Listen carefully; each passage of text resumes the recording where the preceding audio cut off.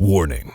This podcast contains true stories that are not intended for those missing a sense of humor. Any resemblance to actual events or allegations are purely coincidental. Before listening, please relieve yourself, as possible adverse effects include spontaneous bladder leakage, mild hysteria, and sudden release of dopamine. Names have been changed to protect the innocent and guilty. Everyone is innocent until proven guilty, Karen.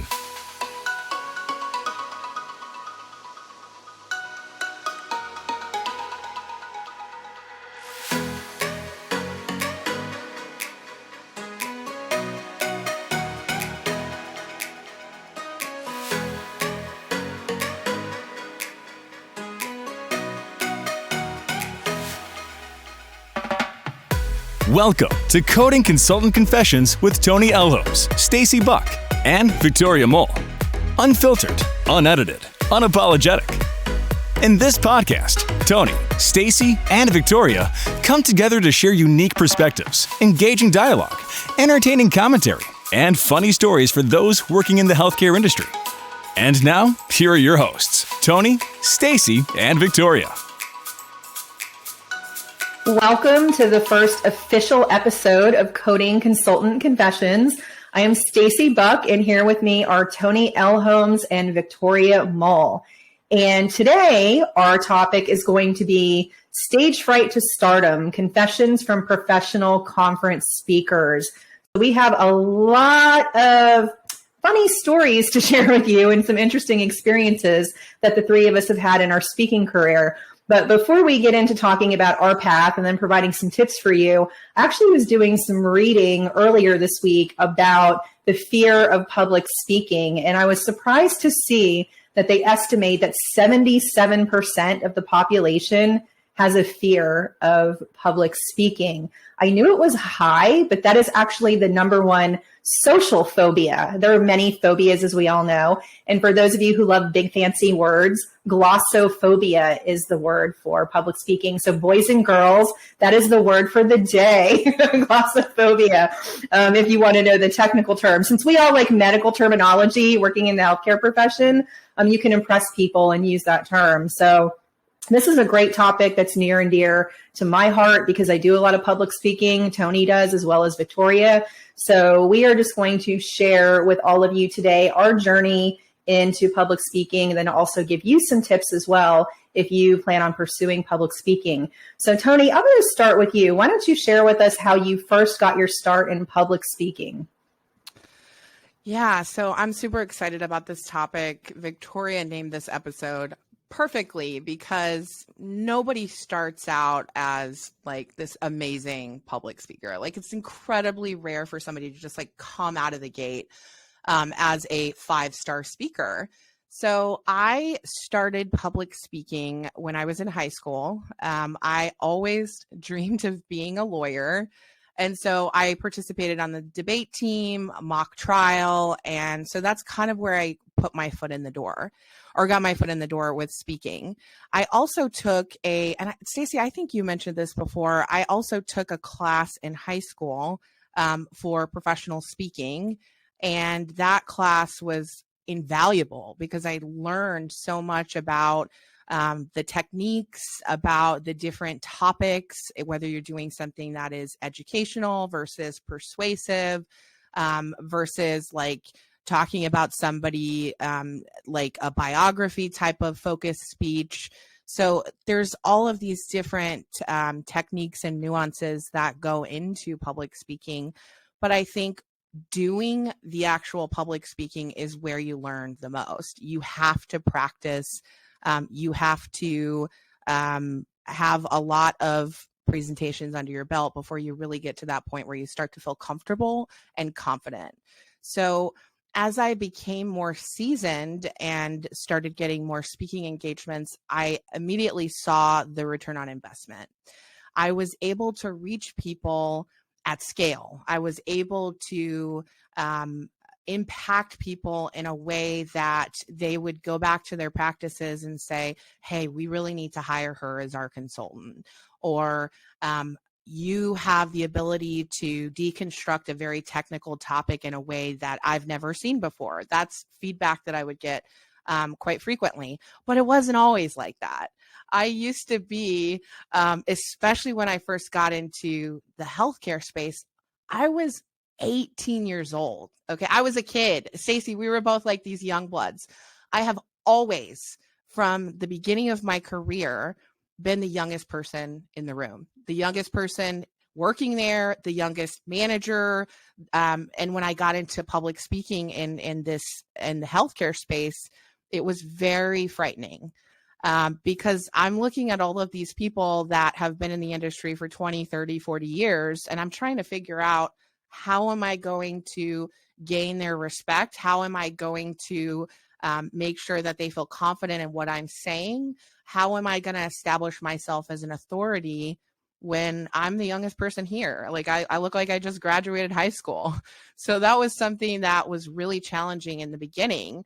I would also say that one of the easiest ways to tell that somebody's kind of first starting out in their speaking career is slide reading. That is something I think we probably all did at some point in our career, but it's one of my biggest pet peeves. I absolutely cannot stand it. It drives me crazy because we all know how to read. Like that's just, like basic stuff.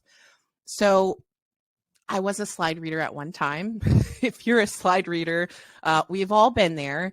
But there's ways that you can gain confidence and comfortability in your topic without reading slides.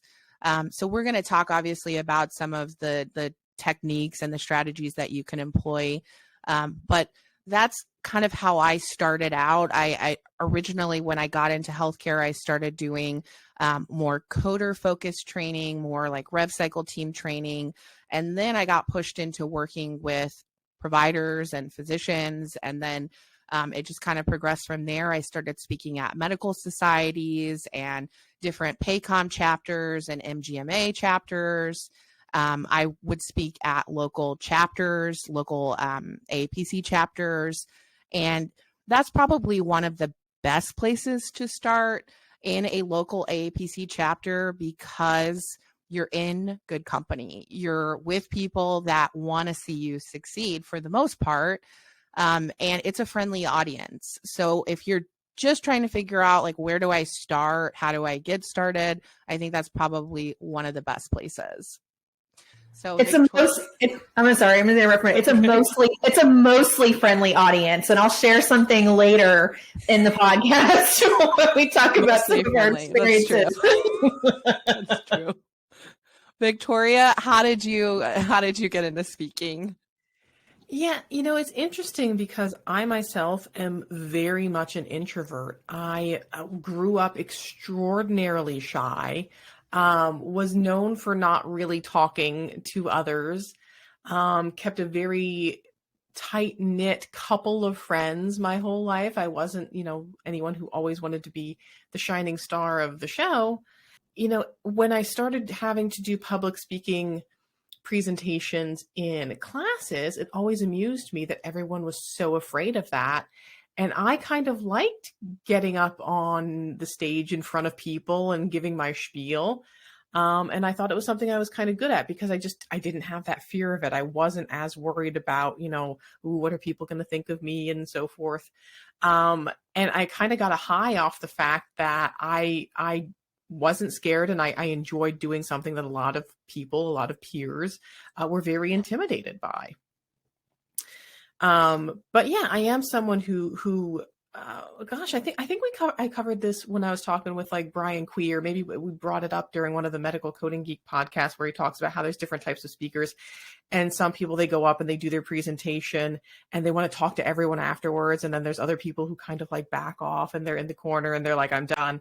And I'm in this state now where I'm like decompressing because we're coming out of this pandemic and everyone's like, let's get back together and hang out. And I've got you guys to talk to. I've got my close personal friends to talk to. Now I've got this like group of mom friends, and I'm like, oh my gosh, like I need to be left alone for a little bit to decompress, because this is a lot. This is a lot of socialization for me.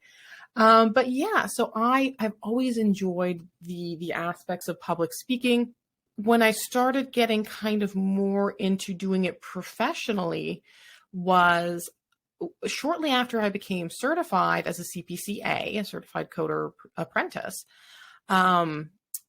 They had opened up in one of the local technical schools a position for an adjunct instructor because they had a fairly new medical billing and coding program. And I took on a position as an adjunct in the evening because I was having trouble finding a coding job, but somehow I found a coding education job. And they just wanted someone with the credentials and the experience. And it was through the Elsevier program, the step-by-step medical coding. So they provided all the slides for you and they give you the little narration. So I started out as a slide reader, just like Toni said. I had all of my slides and I just kind of read what it said in the little notes section and provided examples and things here and there to kind of adapt from that. I got involved in my local chapter and I started talking as part of the local chapter, not doing presentations yet, but coming up going, hey, I'm Victoria. I do this for the local chapter, getting into that more feel of speaking in front of a crowd of people as opposed to just a small classroom. And then started doing some smaller presentations just for the local chapter about whatever kind of topics at that point I felt I had nailed down enough that I could explain it easily to others and provide some interesting narratives or perspectives or examples. And around that time, I had written an article for Healthcare Business Monthly on breast reconstructive services and received an email from them later on saying, hey, well, why don't you come to HealthCon and present to us on breast reconstruction on the same topic? And it was interesting because, one of my ultimate goals in my career at that point was like, oh, well, I want to speak at the national conference because that's like, I've made it, that I'm the speaker at the national conference. I'm the expert.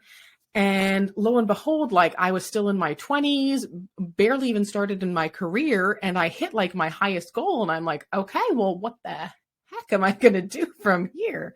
Because that was all I had thought of was like for the top tier thing. So it's been great trying to invent new creative ways to kind of go above and beyond, like, what's my next step? What's my next step? Because you can only credential collect to such a degree. Like you only get to a point where you're like, okay, how many more initials do I really need behind my name, right? So that's how I got started. And then, since then I've spoken at my local chapters. I started branching out and offering to speak at other local chapters. So I started going out there was a chapter in Doylestown. There isn't any longer. Go speak to them. Speak at Lancaster. I've spoken at, Harrisburg. And now virtually I've expanded out from that and spoken at a lot of different chapters across the nation and spoken at various health cons at the national and regional level. And I enjoy it. I enjoy doing it virtually too. I think one of the things that's been nice about virtual is we've seen more people step up into speaking roles because they have that crutch where you can kind of look at your notes in PowerPoint and read off of them a little bit more without, it being as obvious as it is in person where you're kind of like staring down at your notes. And I think we're going to see a good progression of people who have used that stepping stone and use that as a tool to become more developed speakers in the future. Yeah, absolutely. So I'm very similar to Victoria in that I was always a very shy, introverted person. I was actually painfully shy. And that shyness is still with me to this day. And I know Toni and I were having a text exchange, and I said something to her about like having like, severe like social anxiety and then being shy. And she's like, what are you talking about? She's like, I would never have, thought that about you. And it's true. I still to this day have social anxiety. In professional settings, I'm mostly comfortable at this stage in my career. But if you put me somewhere outside of the professional setting and throw me in a group of people I don't know, I want to like set myself on fire and run screaming out of the room. Like seriously, I still have like that feeling. And I know that shocks people, but I was very shy. And the thought of speaking in front of a group was absolutely terrifying to me. And I can remember in high school, we had to take a mandatory speech class, had to do it. And high school is not fun for a lot of people, as it is for many different reasons. Let's just say I wasn't part of the in crowd or the popular crowd, and we'll just leave it at that. So I didn't dare want to get in front of, the class and have to give speeches on a regular basis. And so what I would do is I would write out my speeches verbatim on note cards and stand up there and read my note cards to the whole entire class. That is just what I did to get through it. And my speech teacher in high school said, Stacie, you write great speeches. Rather than reading them to us, why don't you deliver them to us, give them to us? I'm like, no, I don't think I can do that. And the only time I finally loosened up was at the end of the semester when we had to do like a presentation that was recorded on video, which is super, super funny. And maybe I'll share that in a future podcast episode of what we did. But me and my friend were movie critics and did movie reviews and had all kinds of fun with that. I got to get that VHS converted to DVD so I can show it to people. But anyway, so I made it through in high school. Well, then when I got to college, again, I have to take a mandatory speech class. And I'm not thrilled about taking this mandatory speech class. But when I joined this class, the instructor of this class was so phenomenal. She was probably one of the most influential people in my career, I would say.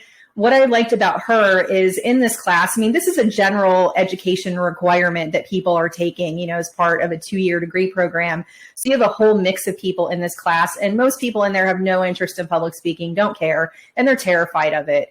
And what I liked about her is she really worked with everybody and played to their strengths, where, there are some people that will just never be public speakers. It's not their desire. They don't want to build the skills.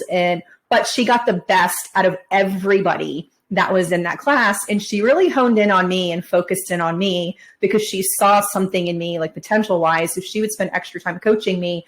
But I can remember the first class that we had, and she's like, you'll be giving a speech almost every week. I'm going to tell you the type of speech, and then you have free reign of your topic, talk about whatever you want and come deliver your speech. But she said, you will not write out your speech. You will only have an outline in front of you on note cards. That terrified me because in high school, I had every word written out on my cards and I could read it. She said, I will check your cards. No one will go up there with their speech written out. And you have your classmates critiquing you and evaluating you while you're doing your speech. You get a sheet from every student in the class. So that's a little intimidating. On top of it, you get to hear all their opinions.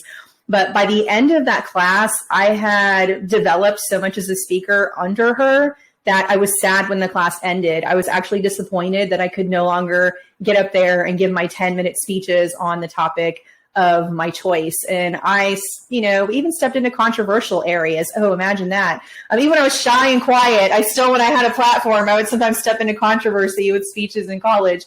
But that really gave me the confidence to move forward. And so I remember the last speech I gave, it was like the final speech of the year.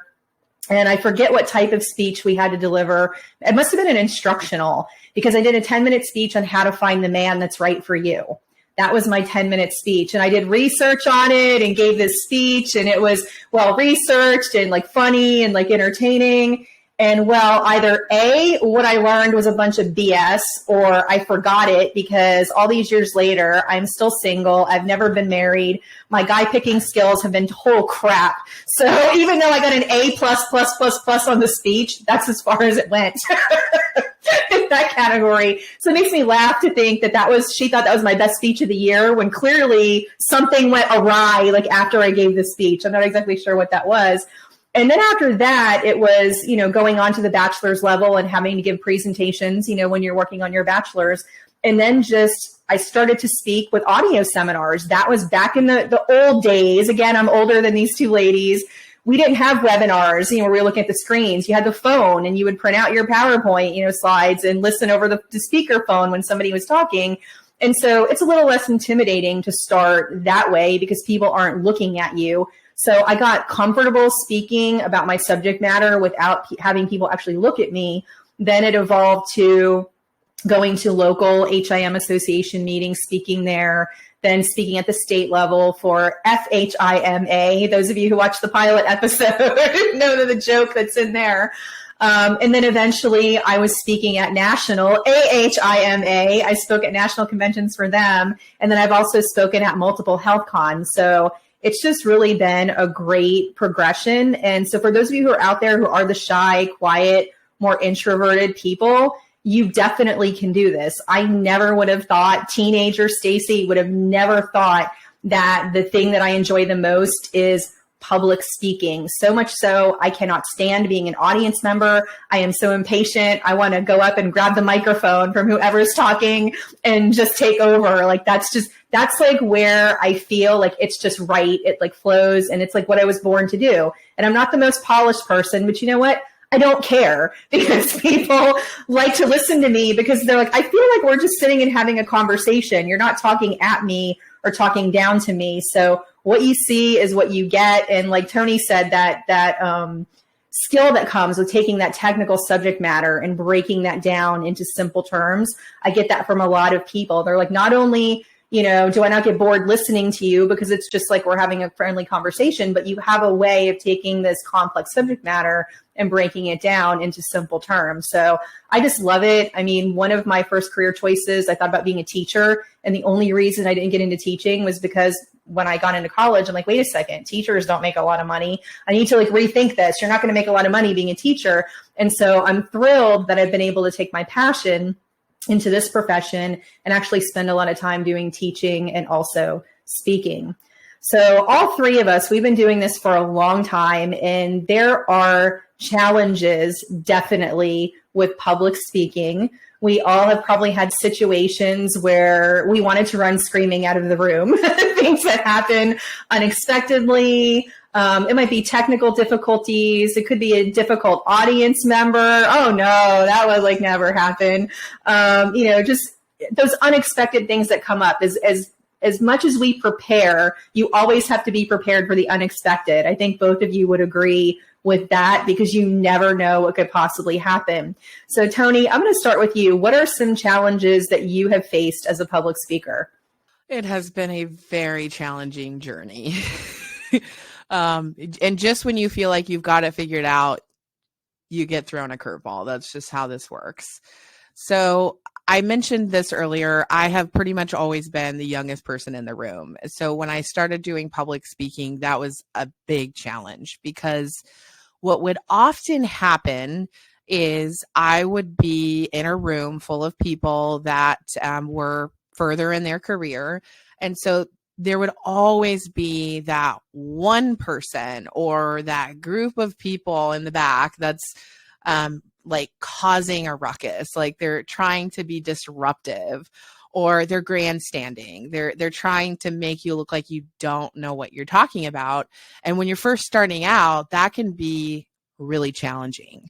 I remember it happened to me several times, and at this one particular meeting, I remember my boss coming up to me and saying, "Hey, you are losing control of the room," which is the worst thing that you could do as a speaker, losing control of the room. Because if you do that, you've lost everybody. And so what happens is the room just becomes this chaos. It's out of control. So that boss taught me exactly how to deal with difficult people. So what I had to do is I had to work up enough courage and enough gumption to actually go to the person that was causing these issues and stand right next to them. So if somebody's giving you a hard time in a presentation and you're live, obviously it's different if you're virtual. I will say I much prefer in-person presentations because of the vibe, the energy. I feel like I can really connect with people. I'm not talking at people. I'm talking to them. I can see their body language and their facial expressions. In that instance, I had to walk up to a physician and I had to basically stand there and show him with my body that I was in control of the room and that he wasn't going to take that away from me. That was a really difficult situation, but it taught me how to deal with the bullies and how to deal with the people that want to bring you down in that moment. The worst thing you can do as a speaker is lose control of the room. So that was something that was very challenging in the beginning of my career, especially, like I said, I was already a public speaker, but getting into healthcare is like its own thing. Another nuance of working in healthcare is we have our own language, right? We've got medical terminology. And when I worked in consulting, I had to work with a lot of different specialties. So I could be working one day with dermatology. I could be working another day with neurosurgery and spine surgery and orthopedics and cardiology. Like, you're just jumping all over the place. And when you're working with people that are in these specialties, the terminology is very important. So I made the mistake of not pronouncing all of the terminology correctly, and I was called out for it, right? And the people that love to call you out are usually the physicians or people that are very seasoned in that specialty. So it was embarrassing. And I remember when I was taking medical terminology in school, my instructor said, you need to know how to pronounce these words, because you are not going to be credible. You are not going to be considered a credible source if you don't know how to speak the language. So I learned before I would go into any presentation where there was terminology that I was not familiar with to do my research beforehand and make sure that I practice all of my terminology. So I can now say with confidence, spondylolisthesis. I can now say these words that are very, very intimidating when you see them, only because I learned the hard way. You have to really know your medical terminology, not just what it means, but how to pronounce it, because that establishes your credibility and authority to even speak about the subject. So those are just a couple of challenges that I've had and lessons that I've learned along the way. Victoria, what do you think?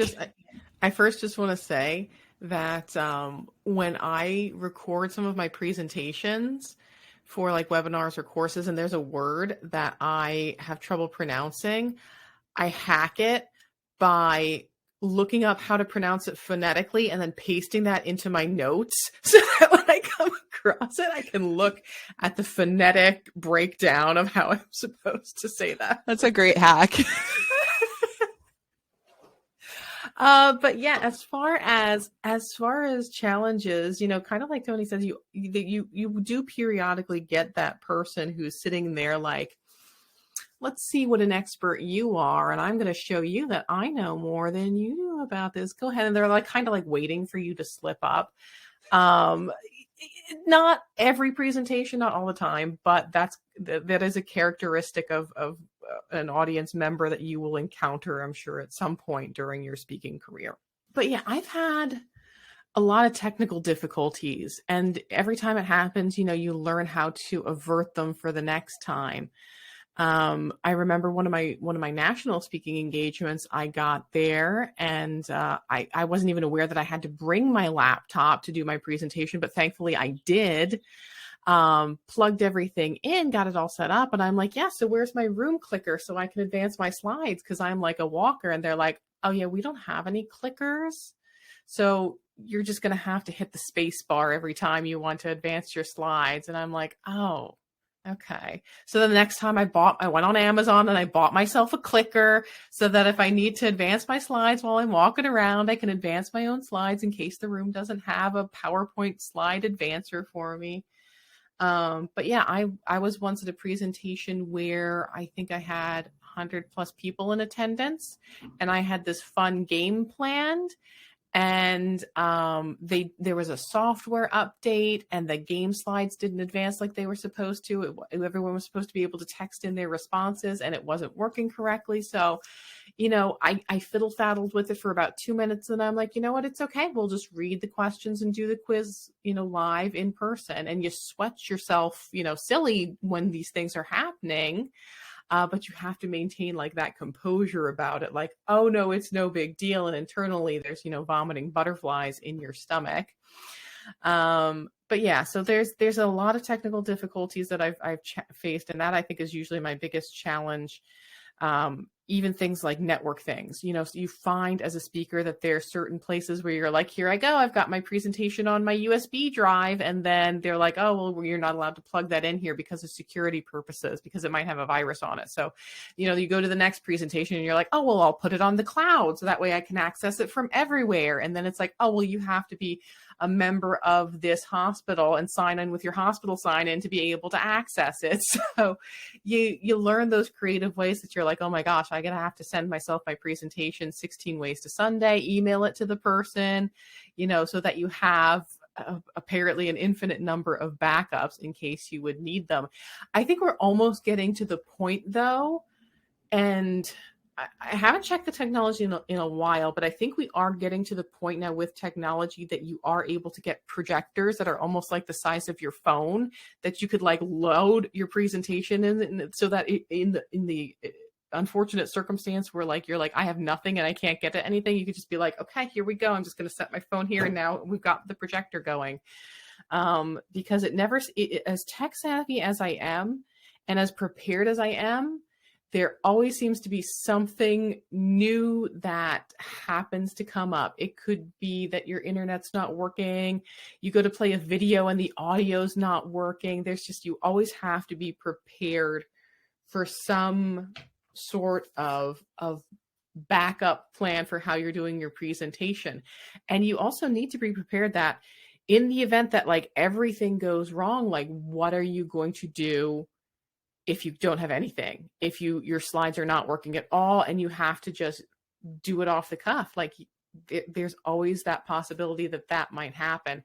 And I have seen people, and it's hard to watch. It's like watching a train wreck when you sign on to like even a Zoom meeting now, and someone's like, I don't know how to get control of the slides. I don't know how to give you control of the slides. Well, I can't do my presentation. Well, I can advance the slides for you. That's not going to work. That's not how I set up this presentation. It was very meticulous. Like I've seen physicians lose their over technical flaws. So backup plan. And worst case scenario, if you have to go out without your slides, know your presentation. Yeah, I think we can all relate to technical issues. I mean, that's something that's like unavoidable because every conference is set up different. Some people you send in stuff in advance and they have it preloaded, and others you don't. You bring your own laptop, or others say bring a flash drive. It's not uniform as far as like industry, like from meeting to meeting what they do. So it's all a little different there. So one thing that like happened to me, like I've experienced the technical difficulties, or like HealthCon one time. HealthCon, I brought my own laptop with my presentation on it. And I'm getting ready to go into my presentation. It's like coming up next. I'm sitting in a session before I go to mine, and I decide I'm going to boot up my laptop. Well, my laptop decides it needs to do an update. And so it's updating. And I'm like, this update better be like done before I get in that room. And I need to plug in. It just made it like just in the nick of time. I was like sweating like bullets like over that. So yeah, make sure all your software updates are not going to occur right before you're going to do your presentation. That's happened to me. And then again, just different things with the room. You got to get the hotel AV people in there to help you if something's not working. We've all been through that. But I spoke at, this was several years ago. This was a national conference that I spoke at for AHRA, which is the American Healthcare Radiology Administrators. And there you send in your presentation, and then they have it preloaded on a computer in the room for you. That's how it's supposed to work. Well, for that to work properly, you actually have to send them your PowerPoint slides. So what I did and didn't realize was I had created a PDF file and sent in the PDF file for the handout for my presentation, because I like to format my own PDFs, but I never sent the actual PowerPoint slides. Now, it was some miracle, some divine intervention that approximately 3 hours before I'm supposed to give my presentation, it dawns on me out of the blue, thought hits my head about the presentation. For some reason, in that moment, I remembered, you never sent them your PowerPoint slides. You only sent them the PDF file. I don't know why it came to me out of the blue. It just did. And guess what? I didn't bring my laptop to this conference because I was only going away overnight. And if I travel overnight in the state of Florida, Orlando, 2 hours away, I don't lug the computer with me. I don't like doing it. It's safer at home rather than lugging it all over. I'm like, crap, what do I do? What do I have? Well, they had my PDF file. So this gentleman who was there working as part of the AV team and kind of, helping oversee this conference, he said, this is what I'm going to do for you. I am going to create a set of PowerPoint slides for you out of your PDF file. He took screenshots of every slide from that PDF document and slapped the screenshots into a PowerPoint template. That man had my PowerPoint presentation all recreated for me.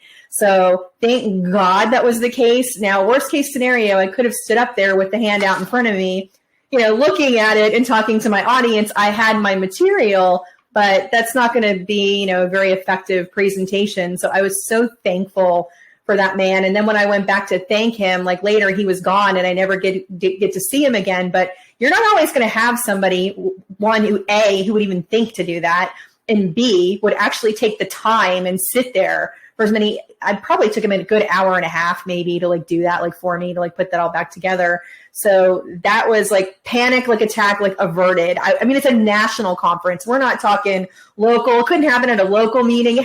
This room is full of people at the national level. So that was one thing that happened at a national conference. And then another thing that happened to me, this had to do with an audience member. And I'm pretty sure this was at HealthCon. It may have been the first HealthCon that I spoke at. And whatever topic I was talking on, the person in the audience was challenging me on something that I was saying, and they would not back down. They were very argumentative with me about the particular issue, and they wouldn't stop. And it's one of those things where Toni talks about losing control of the room. I felt like I was losing control, and I'm like, how do I stop this? Because the person wouldn't stop, and there wasn't anybody in the room to stop it. I don't know. There should be a facilitator in rooms at conferences. There usually, are. But what I did, I was desperate and I was panicking and I needed to shut it down. So what I did was I flipped the script, and it probably wasn't the nicest thing for me to do, but I was trying to think fast on my feet to shut it down. And so I said, well, okay. I said, let me do this. I said, I'm going to ask this question. Is there anybody else in this room who agrees with what she is saying? I go, please raise your hand. No one raised their hand. I said, okay, I think we settled it, or whatever I said. And then it was quiet, and then we moved on. So it was kind of rude on my part, but it was just like, how do you get, when no one is intervening on your behalf, how do you get the person to back off? So that was the difficult thing. And then a funny thing that happened, I was teaching a class in Connecticut many years ago, and I split my pants. I bent over during the presentation and I split my pants. So during break, thank goodness I had some safety pins. I am like in the bathroom actually safety pinning my pants back together in the butt crack so I could go back and finish talking. So you may want to bring a spare pair of pants, or make sure they're not tight in the rear end if you may have to bend over. So just a little piece of advice there, to have a change of clothing perhaps with you should you have the unthinkable happen. So those are just a few things that were stressful that happened to me during my very lengthy speaking career. I could come up with other things too, pet peeves and whatnot, but that pretty much sums it up there. So crazy. Oh my gosh, Stacie. Wow. That reminds me of a time where there was a speaker and they were wearing these black leggings, and these black leggings, I guess they didn't know were see-through. And so everybody in the room could see the speaker's stuff. And it was so awkward because she didn't even know. That's like the episode of Friends where Monica's doing the karaoke and she's horrible, but they're all cheering her on because you could see through her blouse when she's doing the karaoke. So the men are like, woo! That's what that reminds me of. It was totally right, except it was like all women, right? So like, Oh no. it was just crazy. But Stacie, like, wow, your pants split. That's like, I have nightmares about that. How do you recover from that? I had to act like it didn't happen and hope that nobody else noticed that it happened. And then I'm like, oh my gosh, I need a break. We need to go on break. And then thankfully, like I said, I had something to pin it back together because I was stuck until I got back to the hotel at the end of the day. I had to like wear those pants for the rest of the day while I was up there in front of a whole group of people. Stacie's like crab walking to the bathroom to go and pin herself.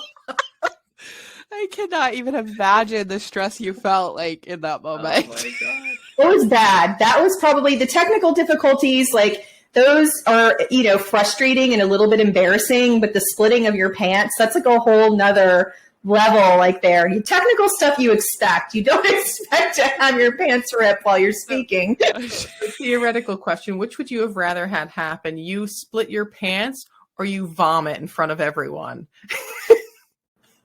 Splitting my pants. And there's a reason why I would never want to vomit in public, which I am not going to share publicly. I will share with you ladies off camera, off podcast, because it's too embarrassing to share publicly.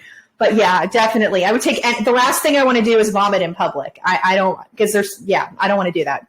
They say that's like one of the number one fears of kids. That like as a kid, like your number one fear is that you're going to throw up in front of your classmates in school.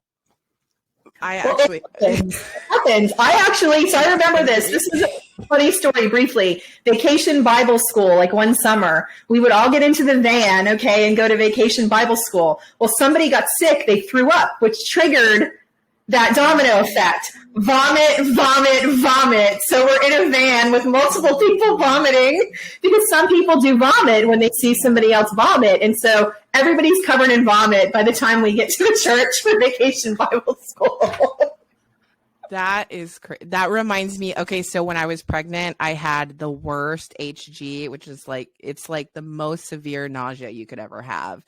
And I was doing a education session with thankfully it was an OBGYN group, and they would always want to do their sessions over lunch. And so the providers would eat their lunch, and then I would, do my thing while they're eating their lunch. And one of the doctors had sushi, and it was like not fresh sushi, clearly.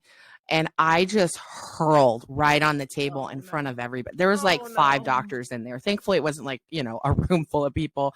But it was so embarrassing because I couldn't control it. And thankfully they're obese, so they get it. But It was super embarrassing. That is horrifying. That is a horrifying story. I just can't even with that. Just awful. Oh, terrible. Oh my God. Yeah, it was bad. So if I'm pregnant, don't sit next to me with your food. It's just not a good idea. So, okay, I want to share one more quick funny story. This is off topic, but this is something embarrassing that happened to me, and it is a funny story, okay? So I'm going to share it here. This happened with a client when I went to a client site, okay? So I went to Atlanta. This was visiting a client in Atlanta. It's the first time I'm meeting them face-to-face. I'm there with a team of coders. We went there to get trained on a project. Well, it was cold, and it was supposed to snow when we were there. So I wore my boots on my feet, my army boot looking things. Hadn't worn them in years. Had sat in my closet forever. Well, walking over to training, the sole of my boot cracks in half. And it's flopping around. So I'm greeting my client with this floppy boot, okay? So embarrassed, so horrified, clomp, clomp, clomp, clomp with that. One of the girls says, I have some glue shoe in my office. She's like, let me go get my shoe glue for you. So she brings in the shoe glue. I'm squirting it on the sole of the boot so I could put it back together. And it smells horrible. We're in the classroom and it smells horrible. Then I had to set the table on top of it to smush it down to get it to adhere, right to the thing. So I'm walking around with only one boot on my foot when I have to get up because this is being glued, okay? So the end of the day, we were close enough to walk back to the hotel. The training center was next to the hotel, so we had walked over. So we leave. Now it has started snowing in Atlanta. There's more to the snow Atlanta story, which maybe I'll talk about in a future episode. It was one of the craziest trips ever. But now it's snowing. We have snow on the ground, can't see the grass, okay, snowing. And I got to come out with my boot. Well, I thought my boot was okay, but my boot was not okay. It cracks in half again, and it's flopping around again. So I am so ticked off that this has happened, okay? Now I'm in snow, and I need the boots, but you know what I did? I stopped, and I ripped the sole off of that boot, the whole thing, and I threw it down in the ground, and I kept walking back to the hotel with a only one full boot on my feet.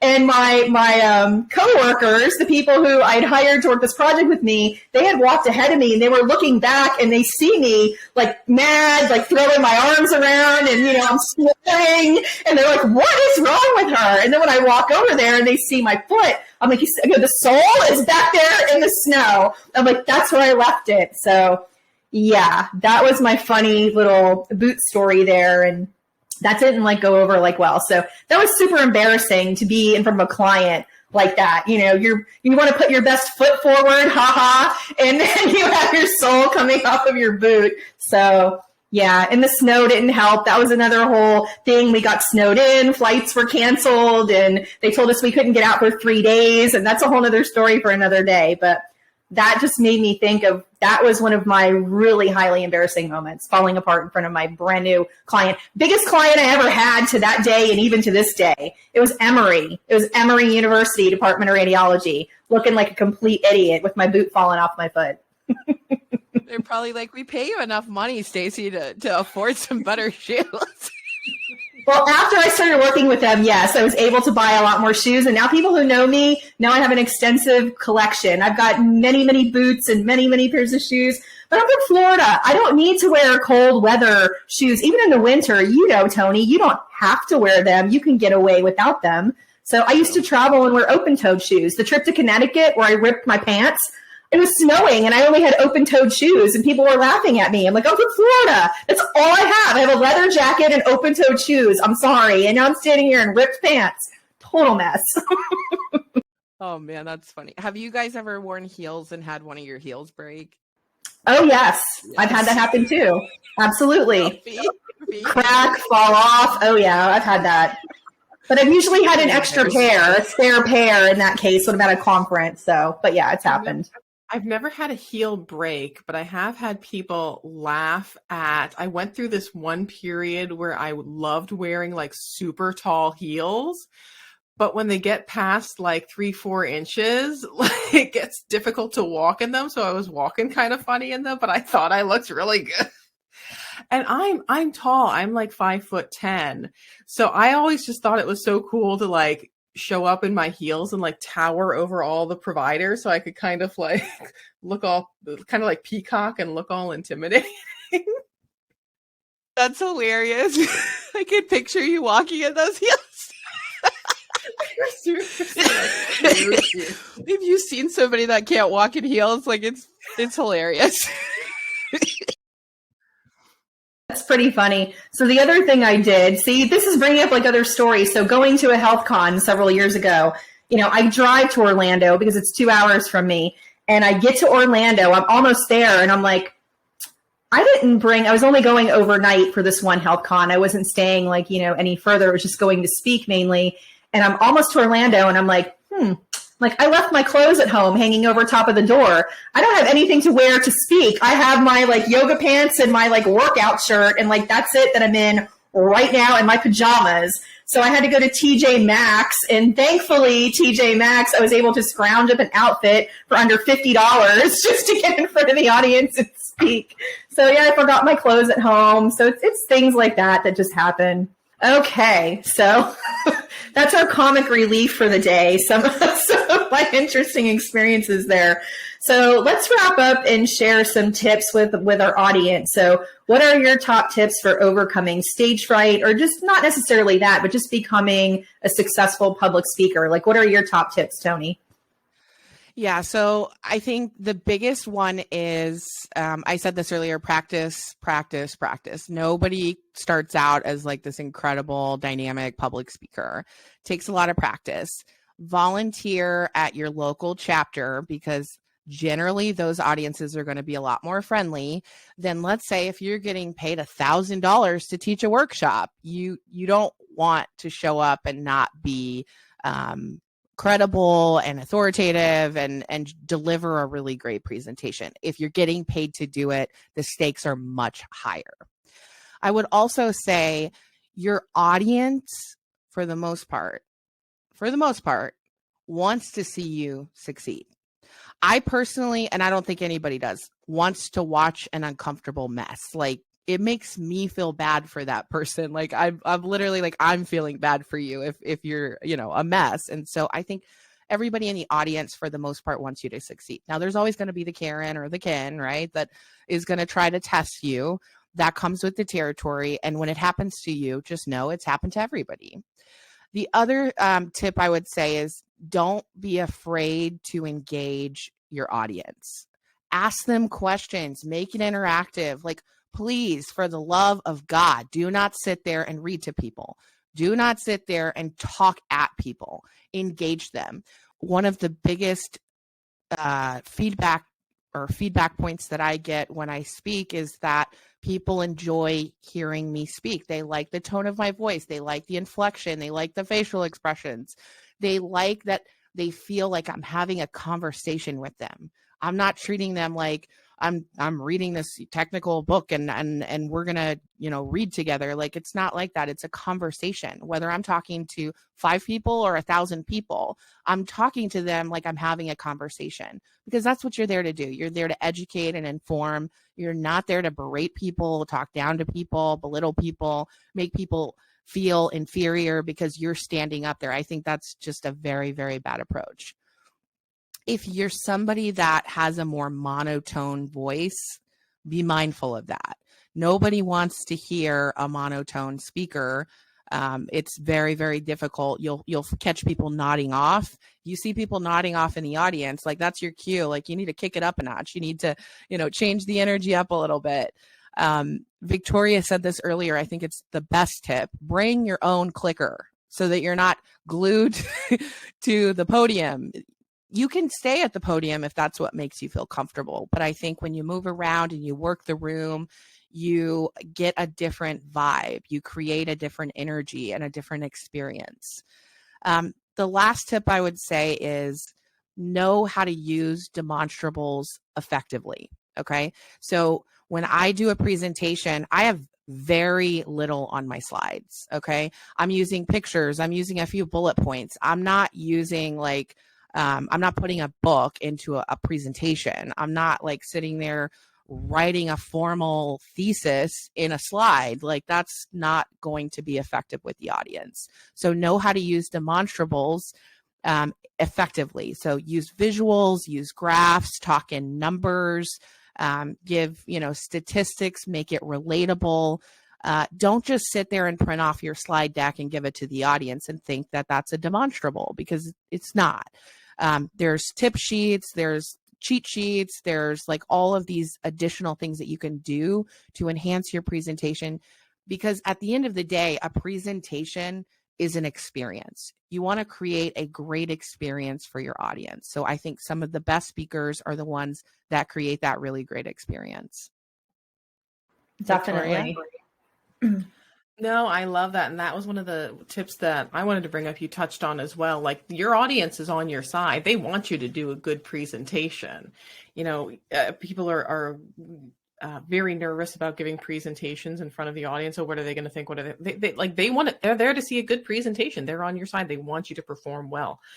As far as my best tip, really, though, is your first sentence or two is really going to set the stage for your presentation. And there's no bigger pet peeve than I have during presentations, especially in organization-wide things, where your speaker comes up and they're like, all right, well, hey, everyone, I know none of us want to be here today. I've got this exciting presentation on E&M coding. It's Friday. We all have better places we want to be. But we're all going to get through this together. So here we go. Like, that's not how you want to set the tone for your presentation. It doesn't matter if it's technical information. There is a way to bring your audience in. People really connect with stories. And that's one of the things I've found have really bought me the audience in the past, is when you can, and it doesn't have to be like an elaborate thing, but I've had presentations where I came in and told, like a funny story about my kid and what she kind of thought about being a medical coder, or what she kind of thought I did as a medical coder. And it just helps lift that spirit. I give everyone a good laugh. And it's funny, but when people laugh during a presentation, when you have that wit about you where they can feel comfortable and they relate and they laugh, like they automatically tend to think you are very intelligent, like they perceive you as being a more intelligent person, and it brings them in. They're more engaged. So really setting the tone during your presentation, having that good hook is critical, especially in those larger ones where you're going to a health con or where you're presenting at a conference. And there's lots of great public speaking type presentations, webinars, YouTube videos that you can see that tell you about how to get that hook in there, how to hook your audience in that first minute or two, where you can give something relatable and then go, oh, you know, I'm Victoria and I do da da da da da, and then also I'm going to talk to you today about blah blah blah blah blah blah, to kind of get them engaged in that first minute or two. And then, you know, of course, the second step of that is keeping them engaged. Like Toni said, having that discussion with the audience, a way to kind of bring them in. And there's various ways to do that, you know, ask a question and kind of get some feedback. There's lots of things you can do as far as trying to pull your audience in so that you're having that conversation versus, oh, you're my student and I'm talking to you because you're my student and you're learning from me because I'm the teacher and you're the student. Like you have to be on that level playing field with even adult learners, even if you're doing a certification of prep. And especially when you're talking with providers, you don't want to make them feel like, oh, the providers are so dumb that they don't know these insurance guidelines, but I'm so smart, I'm going to teach you. Like you can't do that. You have to come in and be strong and be steadfast and know your audience, be able to maintain that audience. And you don't always, you know, when we're talking about starting out, and you're doing things like those local chapter presentations, you don't have to be the highest authority of something in there, but well researched on what you're going to be presenting on, and know when you don't know an answer and be able to have that prepared piece that you're going to say that you're like, oh, you know what, I don't know that particular concept, but if you can catch up with me after the presentation or shoot me an email, I will look into that for you to get you an answer. Like having that scripting prepared for those kind of instances. That's all great advice. So I'll kind of tag on a little bit to what Victoria was just saying. I don't need to repeat what the ladies have already repeated, but I would say knowing your topic very well is going to put you at ease. If I even myself, sometimes when I'm presenting something new for the first time, I may be a little bit nervous like with it until I finally find my groove. So if you're first starting out as a speaker, you want to pick that first speaking engagement, a topic you know inside and out as best as you possibly can, because that will come through in your presentation and it will definitely help settle the nerves. You'll be surprised once you get talking about something that you really know very well. It's actually very easy. And then you're not as reliant on the PowerPoint slides that you think you might need to be, or your notes. Early on, I used to prepare notes and I would never use the notes whenever I was doing presentations.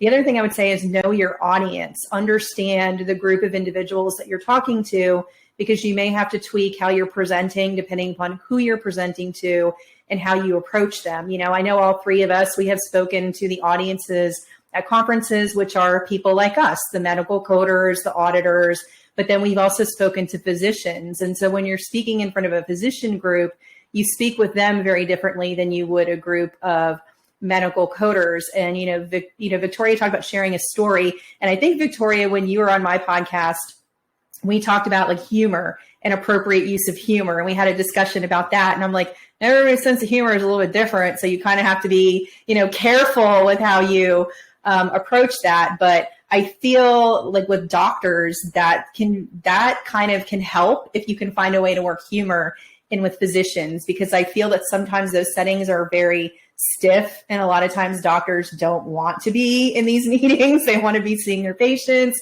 doing procedures. And so I actually had an experience a few years ago where I went to do education for a group of interventional radiologists, and I had barely slept for days. I had been gone to Orlando over the weekend and I was running on fumes, and it's end of the day. I'm like, I do not want to be here doing this like right now. Like I wasn't feeling it, but I got a little bump because I walk in the room and they're the most gorgeous group of interventional radiologists I've ever seen in my life. I was like hello. And the one doctor who's the most beautiful in the group, I'm like, oh, Dr. So-and-so, you have the best documentation I've ever seen. And he's like, why, thank you. So I'm a little flirty with that doctor, kind of like setting the tone there. And then, I could tell they were a good group and they were not uptight. Like some groups of doctors are very buttoned up and they're very serious and joking. You just don't do it. But I'm like, they're cool. They're younger and they're cool. So the one doctor, so then they start engaging with me and they want to hear, about coding and they're asking different questions, which was shocking to me because usually they want in and out, but they wanted to discuss things. And the one doctor said to me, so he's like, what is your experience with prostate embolizations? And I said, well, personally, I've never had one. And the whole room just starts laughing. Like the doctors are laughing hysterically. And I'm like, I killed it. I killed it with a room of doctors because you never get doctors laughing like that. So that was just a way of injecting humor. And then, of course, I answered his question about the coding. Obviously, he was talking about that. But that was a fun meeting. Again, it's just in how you approach them. But you need to read them when you're making introductions and all that. Are they more serious? Are they more loose and kind of fun? And so that was a really fun experience there. And just the last thing I'll say quickly, because we're coming to the end of our time, is when you are doing public speaking, you are going to get evaluations from your audience members. And that when you're first starting out, that can be kind of stressful. It could also shake your confidence a little bit because and I noticed this when I was first speaking, you could have a room of 100 people and 99 people in the room could think you're great. And there's one person who's going to be negative, that negative Nancy, who is not even really going to give you constructive feedback. They're just going to be negative and nasty. And it's trying to look past that because I would focus on that one person that didn't like me and I wouldn't even pay much attention to the 99 that did enjoy me. So you have to learn to let that roll off your back. You will get negative feedback no matter how good of a speaker you are. You will always get negative feedback, but learn to take constructive criticism. There are things that when I see them on an evaluation, I look at them and I say, okay, is this constructive criticism? Can I improve? Can I do this better?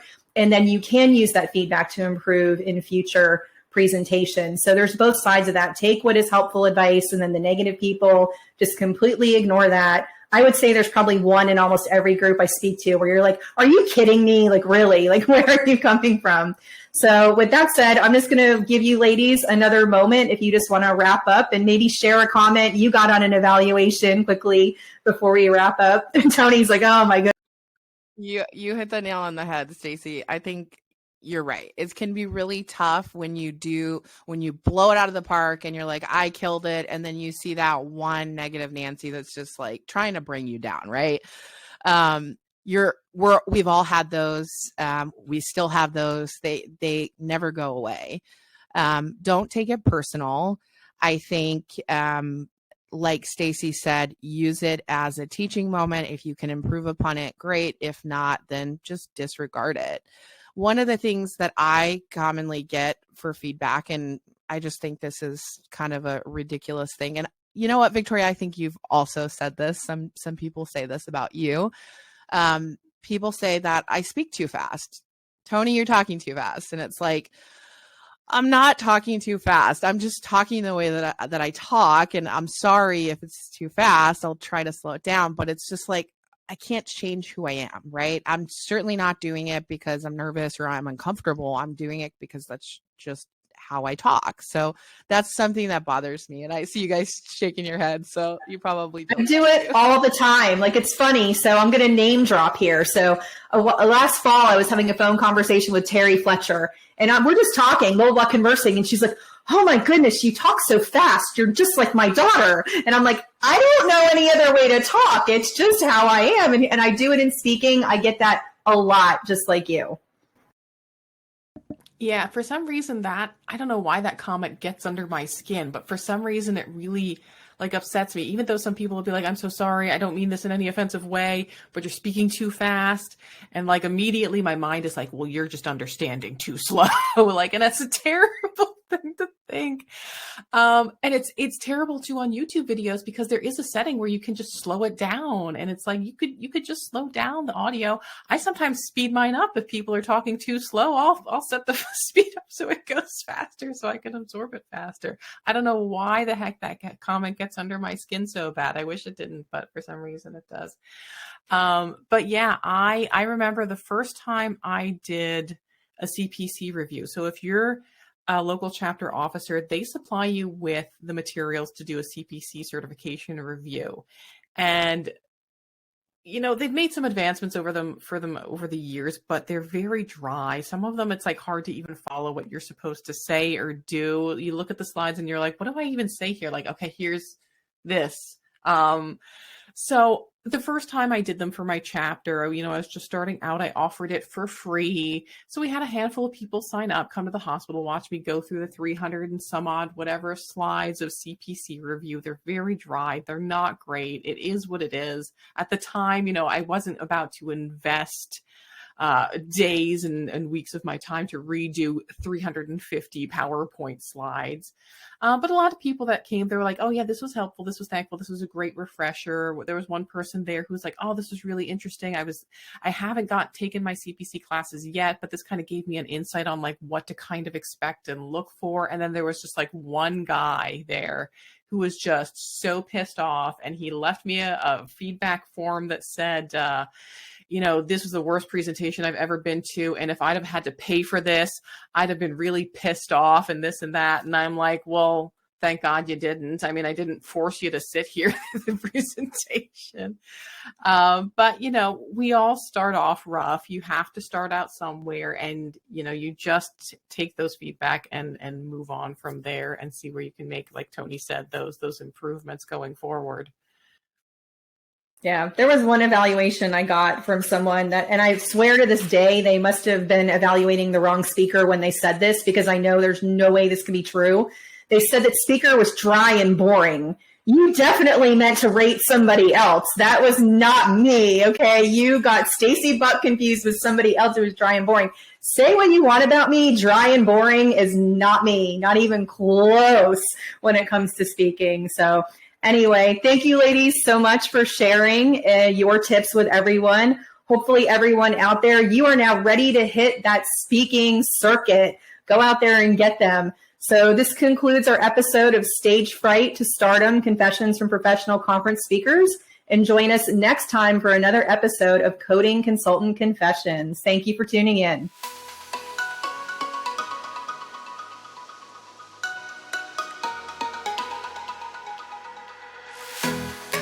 Thank you for tuning in to Coding Consultant Confessions with Toni Elhoms, Stacie Buck, and Victoria Moll. Unfiltered, unedited, unapologetic. Connect with the Coding Consultant Confessions podcast on YouTube, LinkedIn, and Facebook. Simply search for Coding Consultant Confessions on any of these platforms to connect and engage with Toni, Stacie, and Victoria.